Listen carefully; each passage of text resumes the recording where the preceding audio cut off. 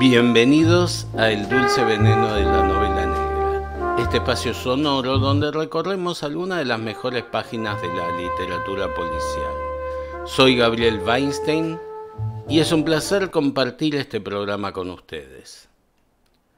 Uno de los fenómenos literarios más vitales e interesantes que fructifican en las primeras décadas del siglo XXI es el llamado country noir o novela negra rural.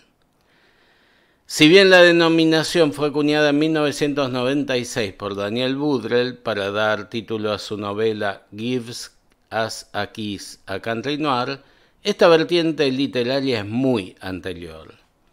Por ejemplo, no cabe duda de que varios de los libros de Jim Thompson como Tierra Sucia de 1952, 1280 almas de 1964 o La sangre de los King de 1973 son claramente novelas negras rurales. La novela negra nació como un género urbano, al punto que Chandler explicaba que Hammett extrajo el crimen del jarrón veneciano y lo depositó en el callejón. Obviamente, cuando hablaba de callejón se refería a un escenario eminentemente citadino, dado que no existen callejones en el medio del campo. Entonces es pertinente preguntarse por qué se ha difundido tanto la novela negra rural. Tal vez porque describe aspectos de la realidad poco frecuentados en el género. Si pensamos que la novela negra está mayormente ligada a la realidad social, si se trata de una narrativa de la violencia vinculada a la naturaleza del capitalismo, se hace evidente que esos factores están presentes no solo en las ciudades, sino también en los ámbitos alejados de las urbes. Un factor de particular interés es que en el caso de Estados Unidos revela aspectos de su realidad que suelen permanecer relativamente ocultos. La imagen de ese país que se difundió desde el aparato mediático norteamericano corresponde a las grandes ciudades costeras cosmopolitas. La pobreza, cuando aparece, se presenta como un fenómeno ubicado en los márgenes de esa sociedad y circunscripto a las minorías étnicas. Sin embargo, en el interior de esa nación tan poderosa, existe otro país empobrecido y abandonado, donde no hay lugar para el progresismo, donde anidan el racismo y la violencia.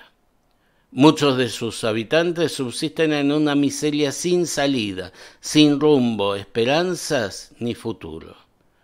Para ellas, las únicas opciones parecen ser sobrevivir de la caza, de la pesca, la agricultura de subsistencia, el comercio a pequeña escala, la destilación casera de alcohol o el circuito clandestino de fabricación y tráfico de drogas sintéticas como el fentanilo y las metanfetaminas.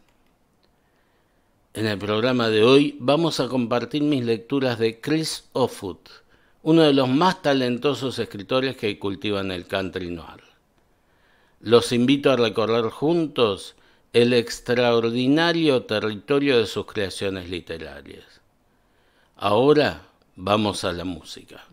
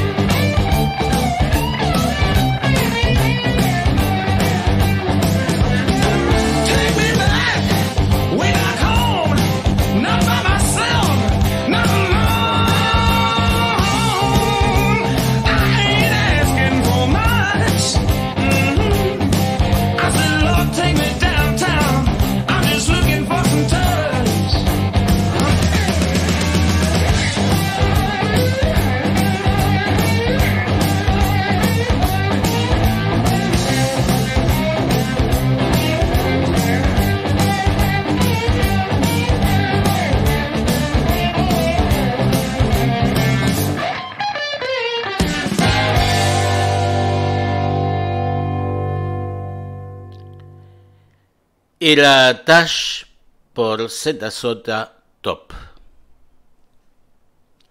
Virgil bajó del cerro con la camioneta siguiendo el curso de la quebrada hasta la estafeta de correos de Blizzard.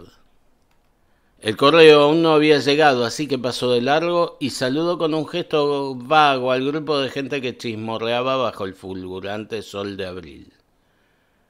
Coronó la pendiente escarpada que marcaba la frontera del condado. Se hallaba a no más de 3 kilómetros de la casa en la que se había criado, pero nunca pasaba de aquel punto. Aparcó al borde del acantilado. El resplandor del aire era más intenso en la cumbre. El arroyo Clay discurría por el valle entre las matas de las asclepsias púrpuras que florecían a lo largo de su cauce. De crío, Virgil había recorrido con su hermano aquella orilla resbaladiza a la casa de botellas de refrescos vacías para luego comprar golosinas en la única tienda que había en Blizzard. A Virgil le encantaría poder volver a hacer aquello con Boyd, pero la gente dejó de tirar botellas cuando el monto de la devolución ascendió a 5 centavos. La tienda cerró cuando el propietario falleció y ahora Boyd también estaba muerto. Virgil intentó imaginarse el lugar cuando las cumbres configuraban una planicie antes de que millones de años de lluvia mascaran la tierra y formasen arroyos y valles. Las nubes se apilaban como montículos de serrín. Asumió que estaba contemplando el paisaje del condado vecino y se preguntó si los halcones verían más lejos o solo mejor.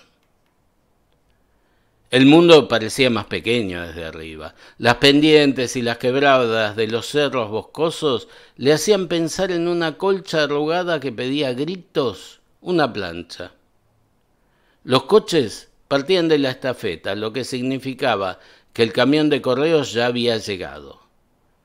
Un carbonero de cresta negra, aferrado cabeza abajo a la rama de un pino, proyectó la cabeza como un dardo para zamparse un insecto posado en una hoja. La savia brotaba del árbol como la sangre de una herida. Virgil dio la vuelta y aparcó a la sombra de un sauce junto al arroyo. Una bandera hecha jirones pendía en lo alto, amarrada de por vida a su mástil de nogal. Este es el inicio del Buen Hermano, la primera novela de Chris Offutt, publicada en 1997. No es el primer libro del escritor, lo preceden Kentucky Seco, un volumen de cuentos de 1992, y Dos veces en el mismo río, de carácter autobiográfico, editado al año siguiente. El protagonista de El Buen Hermano es Virgil Caudill, un joven habitante de la zona montañosa de Kentucky, en el centro-sureste de Estados Unidos, una región poco poblada y marcada por la pobreza. 50 años atrás, el edificio de la estafeta de correos albergaba el economato del pueblo. La comunidad se mantenía con los pagarés que emitía la compañía minera. Ahora las minas estaban vacías y el pueblo había desaparecido junto con la barbería, la cantina, la estación del tren y el médico. La mayoría de las familias también habían desaparecido. Virgil trabaja como basurero en un centro educativo local. Su decisión de abandonar los estudios y quedarse de basurero desconcertó a todo el mundo. Lo que le gustaba a Virgil de los basureros era que, ante él, nadie podía darse aires de superioridad. Aunque es muy inteligente, Virgil carece de mayores ambiciones. Su perspectiva de futuro es que lo asciendan a jefe de cuadrilla, casarse con su novia Abigail y comprar la vieja cabaña de su padre, donde pasó su infancia, que está en terrenos que pertenecen a otra parte de su familia, y trasladarla hacia un predio propio cercano a un arroyo, pero sobre este tranquilo futuro pesa una sombra: el asesinato de su hermano mayor, Boyd. Virgil siempre fue un tanto retraído. Boyd era aventurero, transgresor y muy querido por sus numerosos amigos. Todos saben quién lo mató, otro habitante del lugar, Billy Rodale, pero nadie, ni siquiera Virgil, está dispuesto a involucrar a la policía. Según las tradiciones de la zona, corresponde a la familia cobrar la deuda de sangre matando al asesino. El sheriff no tiene intenciones de intervenir y se lo dice a la madre del joven asesinado. Solo quería informarla de que la investigación sigue abierta. De momento no tenemos sospechosos, ni pruebas, ni armas. Con lo que sí contamos es con un montón de rumores. Tanto como bellotas tiene un roble, y todos apuntan a un hombre llamado Billy Rodale. Se le ha interrogado, lo niega, no hay nada que se pueda hacer. El sheriff ralentizaba sus palabras, procurando mirar solo a la madre de Virgil. Nadie está dispuesto a testificar, señora Caudille. Ya sabe cómo va esto. La gente ante estas situaciones cierra el pico. Si le sucediera algo a Rodale, la gente también mantendría la boca cerrada al respecto. Si no hubiera testigos ni armas, yo tampoco podría hacer nada. La persona que lo hiciera probablemente sería de rositas. Se incorporó sosteniendo el sombrero con ambas manos. Ahora hablo por mí, señora Caudille. Me siento fatal por todo, pero la ley no puede hacer nada.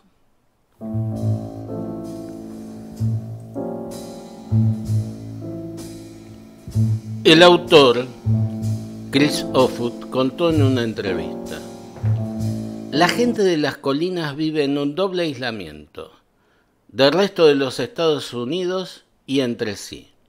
El resultado es el uso de formas de vida muy antiguas como la lealtad familiar, los códigos de venganza y el comportamiento franco junto con una cortesía pasada de moda.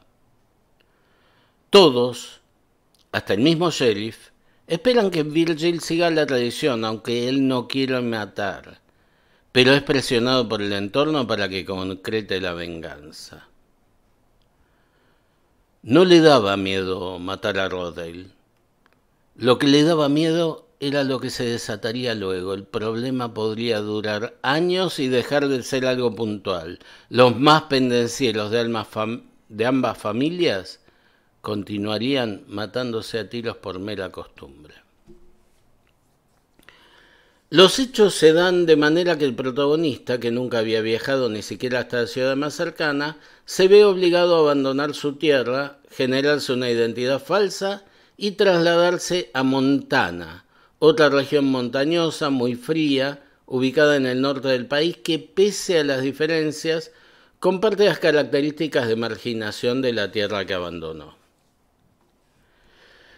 Se preguntó si llegaría a amar aquella tierra tanto como para sentirse devastado si algún día tenía que irse. Montana se parecía a Kentucky, salvo en que las montañas eran más altas y no había robles. En casa, los pobres vivían en los cerros y los ricos en la ciudad. Allá era al revés. Offutt no se limita a la trama, describe en detalle las características de cada región, la idiosincrasia y la forma de vida de los habitantes de lo que parece ser un equivalente del tercer mundo en el interior de los Estados Unidos. Pero no es solo la pobreza, uno de los motores de la historia es la violencia, que, aunque en los dos territorios está presente, asume formas diferentes que abarcan desde las tradiciones de las zonas aisladas a la de los grupos supremacistas blancos.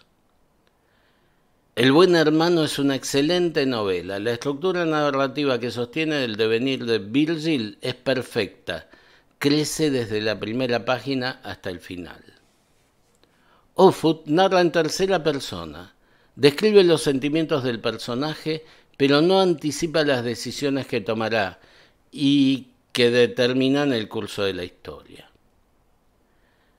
El lector acompaña el crecimiento de la comprensión de Virgil acerca de las situaciones que le toca vivir. El personaje central tiene carnadura propia. Los secundarios están bien delineados y los diálogos muy bien construidos. Los espacios geográficos determinantes en la narración son descritos minuciosamente, enriquecen y dan sentido a la historia. Chris Offutt contó en una entrevista periodística cuáles fueron algunas de las motivaciones que lo llevaron a escribir esta novela. Las novelas policíacas ambientadas en zonas rurales habían desaparecido más o menos con la Segunda Guerra Mundial. A partir de entonces las narraciones se desarrollaban en ciudades y pueblos, ninguno de los cuales guardaba mucha relación con mi experiencia vital. Intenté encontrar novelas que trataran temas que me fueran más familiares, personajes con los que pudiera identificarme. Creo que este es el momento adecuado para otro tema musical.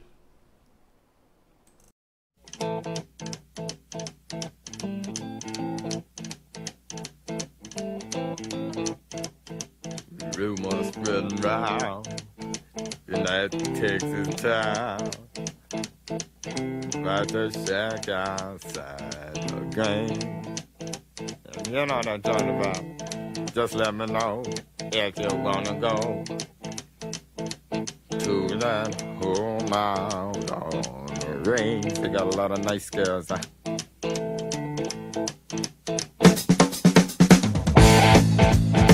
I'm racing.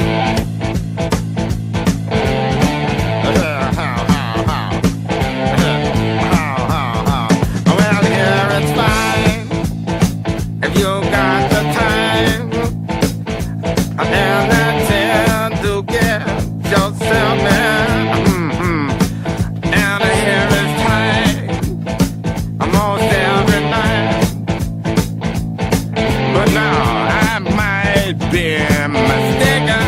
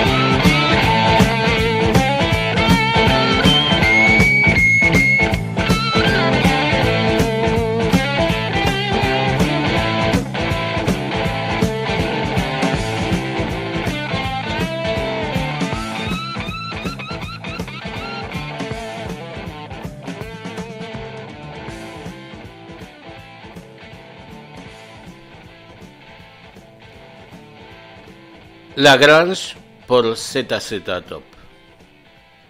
Tucker llevaba 6 horas caminando entre la bruma que había comenzado a alzarse del suelo en olas resplandecientes desde la primera hora de la mañana. Le adelantó un vehículo, un granjero con un cargamento de leña, 2 niños de rostro huraño y una mujer flacucha con un bebé en brazos. Tucker sabía que no pararían. No culpaba al funesto conductor con su sombrero ladeado en la cabeza para eludir el sol y un cigarrillo afianzado entre los dientes. El pobre diablo ya tenía bastante con lo suyo. Tucker buscaba algo de sombra y al final dio con una franja proyectada por el pie de una valla publicitaria desde la que se le alentaba a comprar espuma de afeitar. Necesitaba un afeitado, pero ninguna fotografía, por muy gigante que fuera, iba a lograr convencerle para dejarse el dinero en algo que podía fabricarse él mismo con un poco de bórax, aceite y virutas de jabón. Dejó caer el macuto, abrió una lata de salchichas de Viena marca Libby's y se las comió con unas galletas saladas. Utilizó un abrebotellas para destaponar un Ale 8 y se bebió la mitad. Se le posó una cigarra en el antebrazo y admiró su cuerpo verde y sedoso, las platas traseras dentadas y la delicadeza de las alas. Eran más bonitas que los saltamontes y no se temeaban encima como las ranas. El insecto se echó hacia atrás y se hinchó, expandió el tórax y distendió las alas como disponiéndose a atacar. Tucker se sacudió de encima. Arrojó la lata de salchichas vacía a una zanja invadida de asclepias y retomó la marcha. El sol iba ganando altura. Necesitaba más sombra para echarse una siesta. En lugar de eso lo acabó recogiendo un veterano de la Segunda Guerra Mundial al volante de un viejo coupé del 39. El hombre no dijo ni mu en 145 kilómetros y dejó a Tucker en el puente Ripley. Tucker le dio las gracias, el conductor gruñó, lanzó un escupitajo por la ventanilla y se alejó. Tucker, aún en Ohio, contempló la verde tierra inflada de Kentucky que se extendía al otro lado del río. Se había marchado a principios del verano y regresaba ahora en plena primavera, con un invierno de guerra entre medias. Les leí el inicio de Noche Cerrada, la segunda novela de Chris Offutt, publicada en 2018, 2 décadas después del Buen Hermano. El título original es Country Dark, que se puede traducir como País Oscuro. La narración comienza en 1954, cuando Tucker, el muy joven protagonista, regresa de la Guerra de Corea. Era la guerra de Truman, no la suya, pero había matado y habían estado a punto de matarle y había visto a hombres temblar de miedo y llorar como niños. Llevaba los $440 de la paga del ejército en fajos bien apretados y distribuidos por todos los bolsillos de su atuendo. Las 11 medallas que había recibido iban al fondo del macuto. El joven proviene de la zona rural de los Apalaches, según sus palabras, de la última colina del condado de Carter. Se alistó en el ejército a los 17 años mintiendo sobre su edad. El libro comienza como lo que se suele llamar novela de carretera, pero la trama da un viraje cuando Tucker rescata a un adolescente de 14 años de una situación de abuso y se enamora. No quiero contarles la trama del libro. Está estructurado en 4 partes. La primera, como les conté, transcurre en 1954, la segunda en 1964, la tercera un año después y la última en 1971. El rumbo que toma la historia es absolutamente sorprendente, fuera de lo convencional. Es imposible anticipar al leerlo cómo será el desarrollo. Sin embargo, la dramaturgia se sostiene, aunque no hay una evolución del protagonista tan elaborada como en El Buen Hermano. En una entrevista, el autor habló de la génesis del libro. Noche Cerrada fue pensada originalmente como una saga familiar de 3 generaciones en las colinas. Comencé con un hombre, Tucker, en la década de 1950. Cuanto más escribía sobre Tucker, más quería seguir con él. El libro abarca un momento crucial en las colinas, de 1954 a 1971. Fue una época de grandes cambios sociales. El gobierno federal declaró una guerra contra la pobreza oficial, que por supuesto fracasó.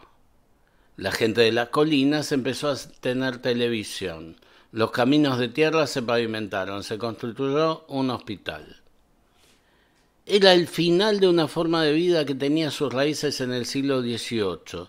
El cambio sucedió muy rápido, lo presencié de niño. Los adultos no se dieron cuenta de que eran la última generación que vivía la antigua forma de vida. Eso me interesaba mucho.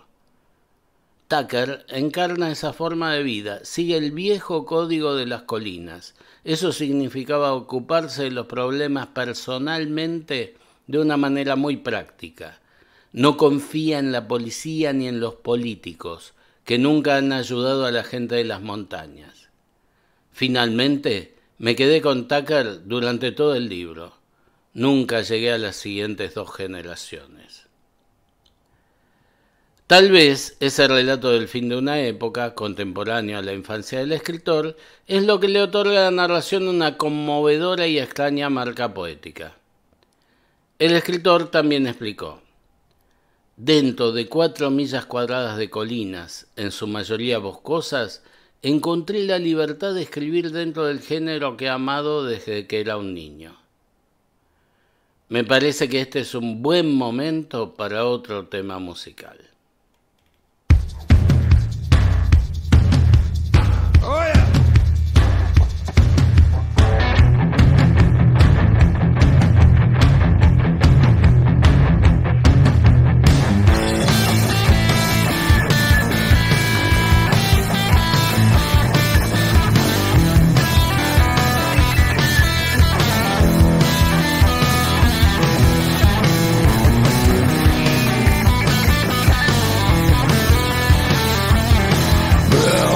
Got a gal, she live across town.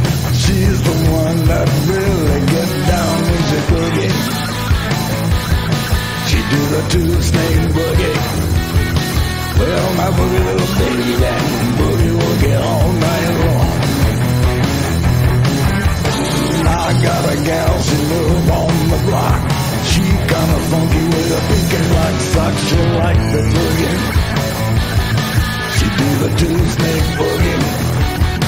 Well, my boogie woogie baby, boogie woogie all night long.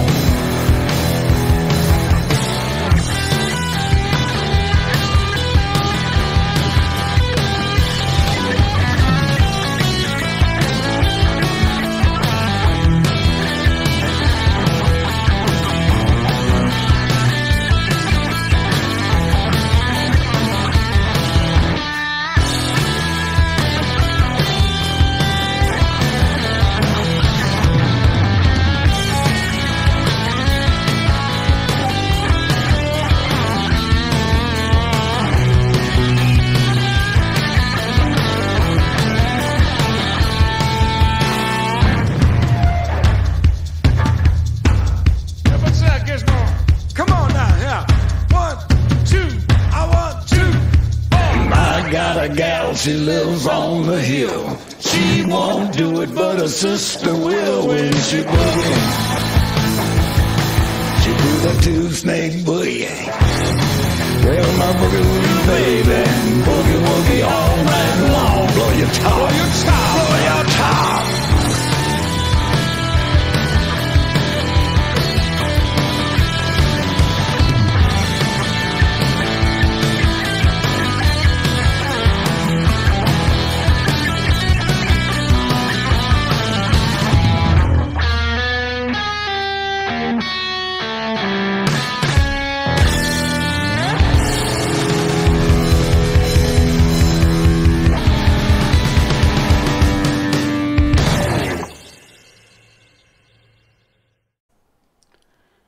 ZZ Top hacía Tube Snake Boogie. Mick Hardin se despertó por partes, consciente de cada sección del cuerpo por separado, como si lo hubieran desmontado y desechado. Yacía sobre un brazo que se le había quedado entumecido y hormigueante por las horas de presión contra el suelo. Movió las piernas para asegurarse de que seguían funcionándole, y luego dejó vagar la mente. Unos cuantos pájaros habían irrumpido con su coro en el resplandor del amanecer. Al menos no lo había despertado una pesadilla. Solo pájaros, sin otra cosa que hacer aún.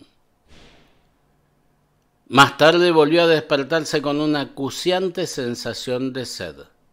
El sol se había alzado lo bastante como para disipar la línea de la arboleda y lastimarle los ojos.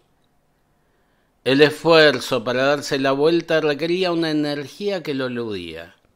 Estaba fuera. Había dormido en el bosque, con un poco de suerte no muy lejos de la cabaña de su abuelo. Se obligó a sentarse y gimió ante el intenso dolor que sintió en el cráneo. Notaba la cara tensa como si se la hubiesen estirado sobre un bastidor. A su lado, 3 piedras formaban una pequeña fogata junto a 2 botellas vacías de bourbon. Mejor el bosque que la ciudad, se dijo. Mejor los montes que el desierto. Mejor la tierra arcillosa que la arena. Caminó despacio hacia el aljibe que había en la esquina de la vieja cabaña de troncos partidos y barrió la capa de insectos muertos que cubría la superficie del agua. Ahuecando las manos, bebió del aljibe y el líquido frío le anestesió la boca. Había leído algo a propósito de un científico que hablaba con el agua, luego la congelaba y examinaba los cristales. Por lo visto cambiaban según lo que hubiese dicho. Las palabras amables pronunciadas en un tono suave generaban cristales más bonitos. La idea sonaba descabellada, pero quizás fuese verdad. Los humanos eran agua en un 60% y Mick pensó que probarlo no le haría ningún daño. En cualquier caso, nada podía ser peor que aquel dolor de cabeza. Sumergió la cabeza en el agua y habló. Cuando necesitó respirar, la sacó para tomar aire. Luego volvió a sumergirla y continuó hablando. Había pasado la noche contándose historias horribles sobre su pasado, su presente y su futuro. Un sistema circular que no había hecho sino confirmar la lamentable conciencia que tenía de sí mismo, algo de lo que solo podía evadirse recurriendo al alcohol, lo que daba pábulo a nuevas elucubraciones. Ahora se esforzaba por encontrar cosas nobles que decir sobre sí mismo. Al hablar, las burbujas ascendían a la superficie y percibía un sabor a tierra. La tercera vez que emergió para tomar aire, Mick vio un vehículo por el rabillo del ojo y supuso que serían imaginaciones suyas.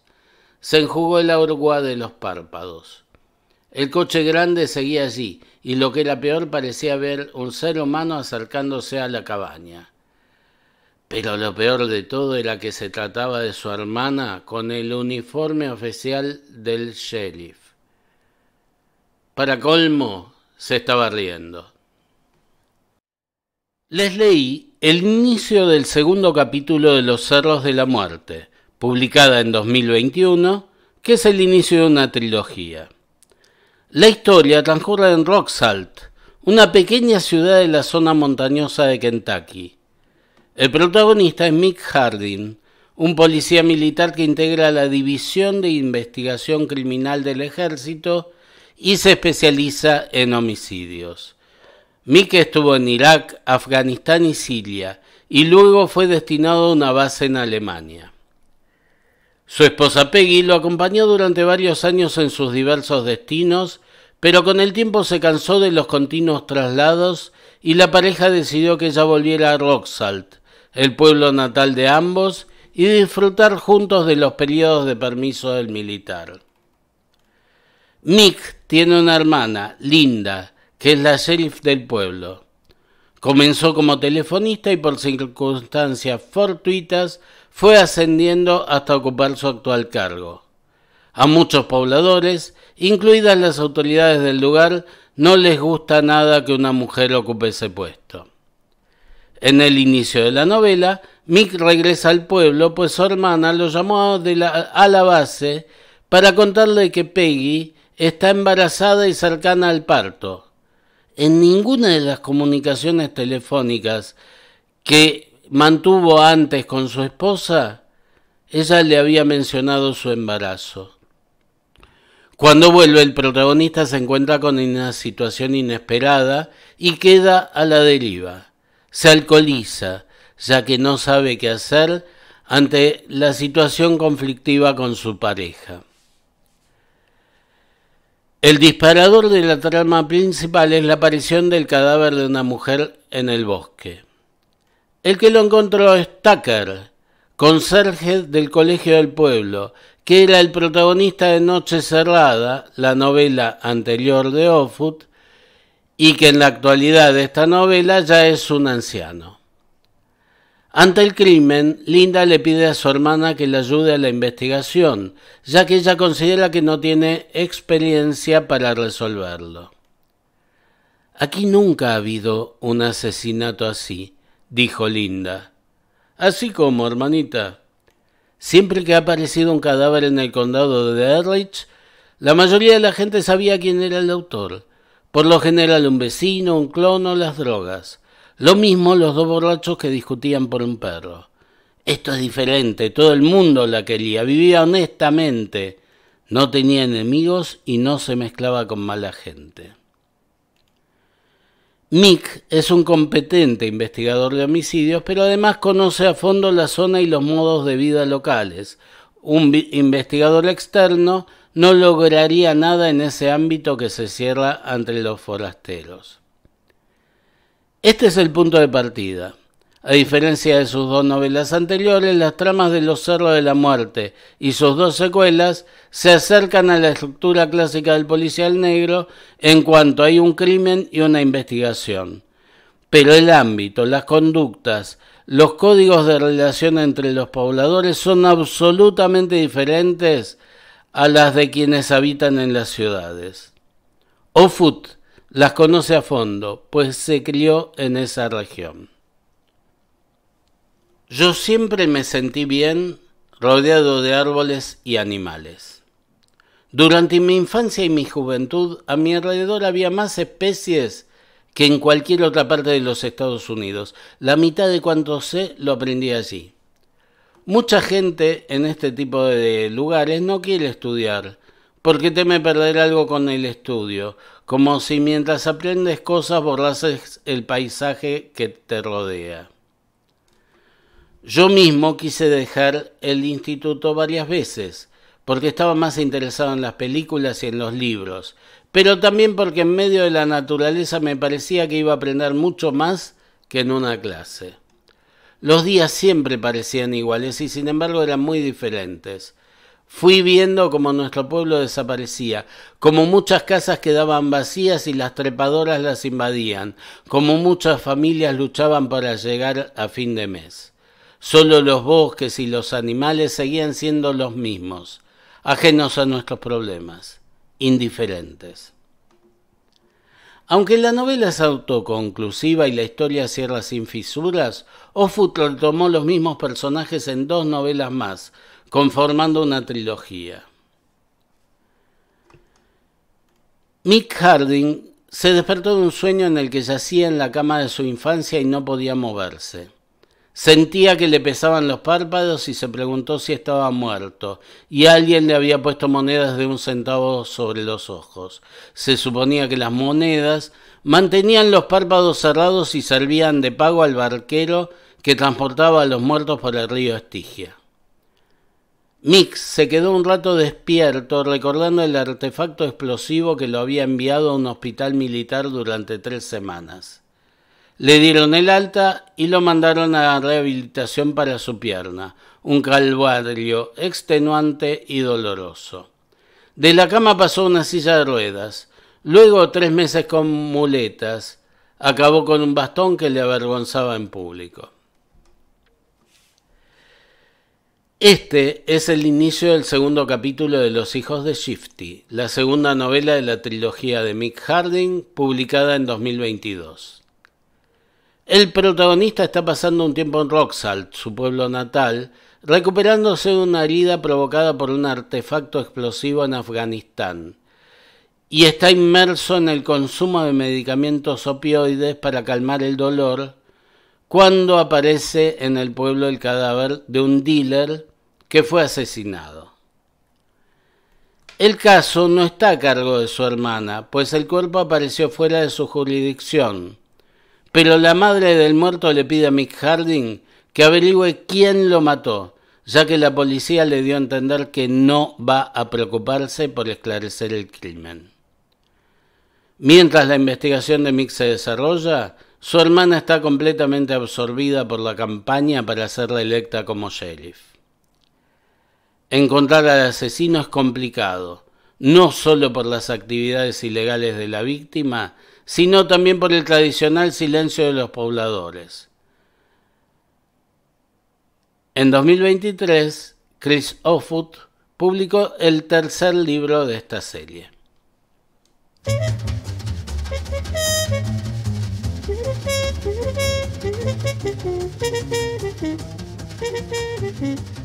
Mick Harding se dio su habitual ducha de 2 minutos. Se secó en 1 minuto y vestirse le llevó otros 2. La camiseta se le humedeció en las zonas mojadas del torso, pero no le importó. Se pasó la mano por la cabeza para peinarse. Su melena ya empezaba a implorar un corte, lo que tampoco le importaba. Desde las 12 de la noche había dejado de ser miembro en activo de las Fuerzas Armadas de los Estados Unidos. Ya no estaba obligado a andarse con remilgos. Así comienza el segundo capítulo de La Ley de los Cerros, publicada en 2023, la tercera novela del ciclo de Mick Harding. El protagonista acaba de dejar el ejército luego de 20 años de servicio. Su proyecto para el futuro inmediato es instalarse en la isla de Córcega, donde alquiló una casa por 6 meses y vivir de su pensión. Antes de trasladarse a Francia, decide ir a Rock Salt, su pueblo natal, para pasar unos días con su hermana Linda, ya que no se vieron en los últimos 2 años. Ella está investigando el asesinato de Peter Lowe, considerado el mejor mecánico de los autos que compiten en las carreras locales. El caso se entrelaza con las riñas de gallos ilegales que tienen lugar en la zona. Las cosas se complican con la aparición de otros cadáveres. En su investigación, Linda es herida gravemente de bala y Mick debe reemplazarla como sheriff y descubrir quién le disparó a su hermana. Al igual que en las novelas anteriores, la historia está muy bien construida. La complejidad de la investigación tiene que ver no solo con la trama oculta, sino con las características de la cultura local, donde el uso de armas de fuego es parte de la vida cotidiana. En una entrevista periodística, Chris Offutt describió algunas de las características del personaje y de esta novela. Aunque Mick Harding sabe hablar, sabe cuándo callar, para bien y para mal. En La Ley de los Cerros nunca se despidió de una mujer con quien había comenzado a coquetear después de su divorcio. Quizás porque no sabía qué decirle, un rasgo común entre los personajes de la novela negra, a veces solitarios no por voluntad propia, sino por instinto de supervivencia, para no llamar demasiado la atención y no parecer demasiado listos.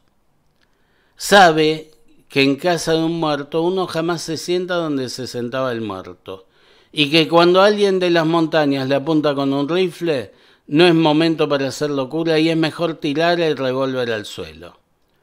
Cuando habla con alguien, procura complementar las conversaciones, sin pretender estar por encima de nadie.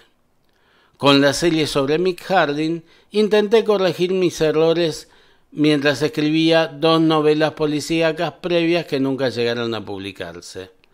Sabía de sobra que en general nadie es asesinado en los Apalaches sin que la mitad de la gente de los alrededores sepa quién lo mató, y por eso ahora he intentado escribir casos menos obvios, que no son fáciles de resolver.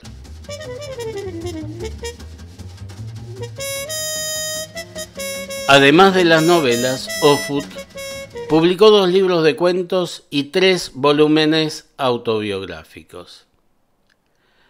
Nadie de esta ladera acabó el instituto y por aquí se valora a un hombre por sus actos, no por su supuesta inteligencia. Yo no cazo, ni pesco, ni trabajo. Los vecinos dicen que le doy demasiado al coco, dicen que soy como mi padre y a mamá le preocupa que puedan estar en lo cierto. Cuando yo era pequeño tuvimos un perro rastreador al que tras un encontronazo con una mofeta no se le ocurrió nada mejor que meterse debajo del porche. Jineteaba en la oscuridad y no quería salir. Papá le pegó un tiro. Siguió apestando, pero papá se sintió mucho mejor. Le dijo a mamá que cualquier perro que no supiese diferenciar entre un mapache y una mofeta merecía ser liquidado. «Pero sigue ahí abajo», dijo mamá. «Lo sé», dijo papá. «Yo también quería mucho a Tater. No creo que pueda enterrarlo». Nos miró a mi hermano y a mí. «Ni se te ocurra mandar a los niños ahí abajo», exclamó mamá. «Es tu perro, tú lo sacas». Se tapó la nariz y se puso a dar vuelta por la casa. Papá volvió a mirarlos. «¿Vosotros lo leéis, niños?» A mí me lloraban los ojos, pero negué con la cabeza. «Las cosas muertas apestan», dijo Warren.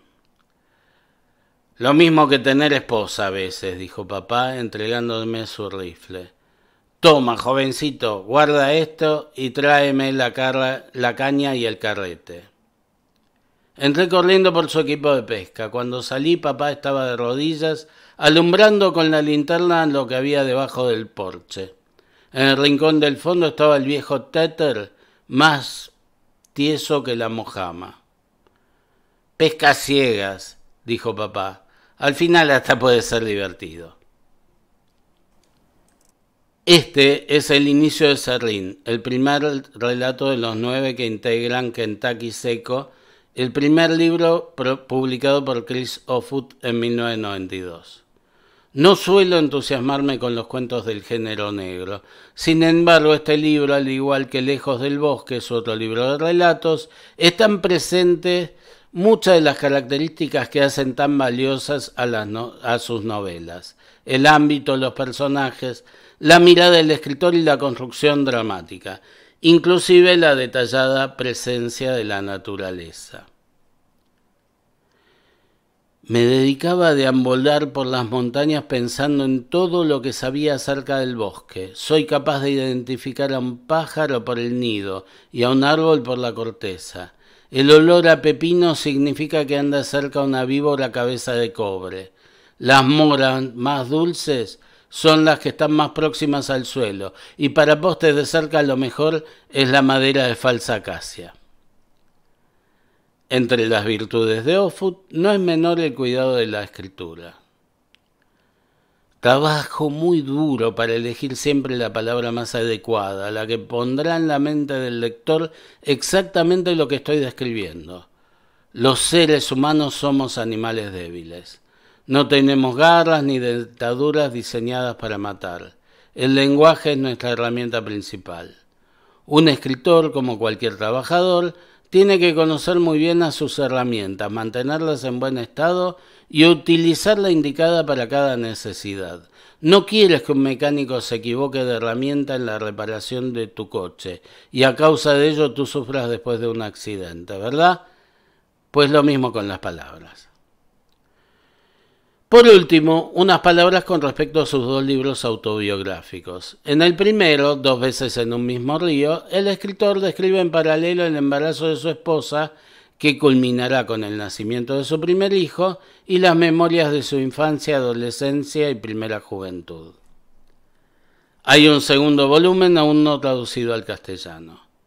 En el tercero, Mi padre el pornógrafo, Offutt relata cómo luego de la muerte de su progenitor, un respetado autor de ciencia ficción, descubre que la mayor parte de su obra, mantenida en secreto para sus hijos, fueron unas 400 novelas pornográficas. A través de la narración, Offutt rememora la compleja relación que tuvo con su padre y reinterpreta su figura. En mi opinión, los dos libros tienen muchas virtudes y un gran defecto. Son reiterativos, se prolongan demasiado, tal vez por un exceso de autocompasión del autor. Y hasta aquí llegamos con este programa. Nos vamos con ZZ Top, que va a ser I Gotcha Get Paid. Nos encontramos en el próximo capítulo del Dulce Veneno de la Novela Negra.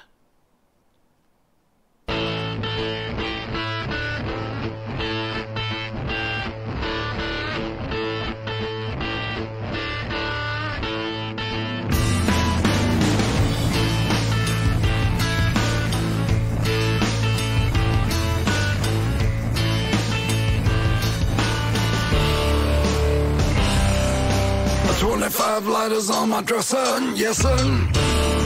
You know I got to get paid.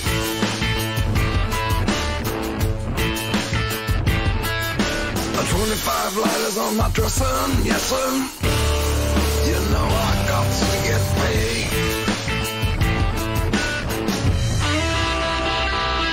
I got 25 lighters for my 25 folks.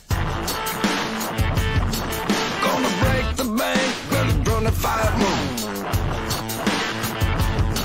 Better rip the suits with 25 flows. I got 25 lighters, well, don't you know? 25 fly diamonds in my ring. 25 12s in the trunks to bang. Oh, Lord. Making moves, making 25 mil. Gonna knock off a big time 99 Seville. Come on. 25 lighters on my dresser. I got to get paid.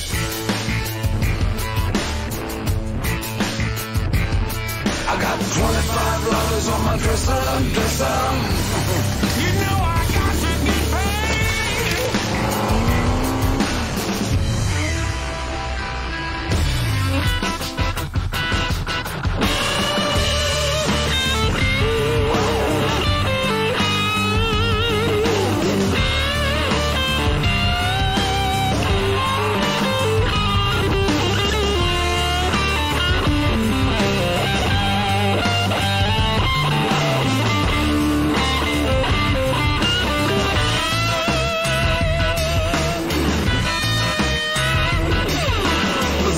Slamming about 25 doors.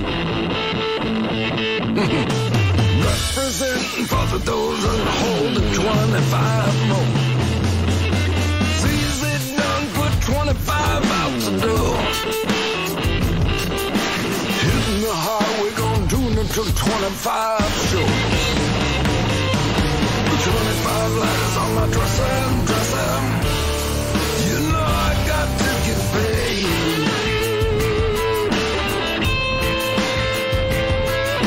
25 lighters on my dresser. Yes, sir. I got to get paid. Come on. 25 lighters on my dresser. Yes, sir. I got to get paid.